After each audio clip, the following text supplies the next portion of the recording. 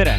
Oleme tulnud Tankla TV-ga Tõrva gümnaasiumi juurde, kus toimub juba traditsiooniks saanud spordipäev.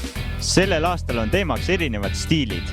On hippisid, on kodutuid ja palju teisi karvasid ja sulelisi.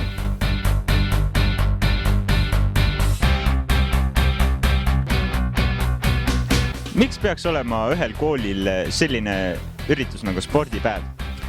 Ma arvan sellepärast, et kuna toimuvad erinevad üritused aasta lõikes, siis spordipäev on just kevadine enne aasta lõppu üks hästi mõnus üritus, kus siis õpilased ja õpetajad kõik koos saavad midagi korda teha ja eelkõige siis üle kooli õpilased saavad seda asja korraldada.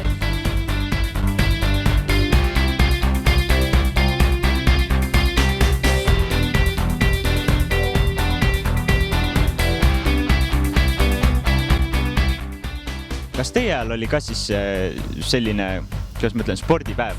Jaa, ma olen selle kooli vilistlane ja spordipäevad olid traditsioonilised. Kuidas on praegune õpilaste sportlik tase? Siin Tõrva kooli baasil võiks öelda seda, et õpilastel on võimeid küll. Kui me vaatame seda spordipäeva ja siin talente tuleb välja pea igal alal.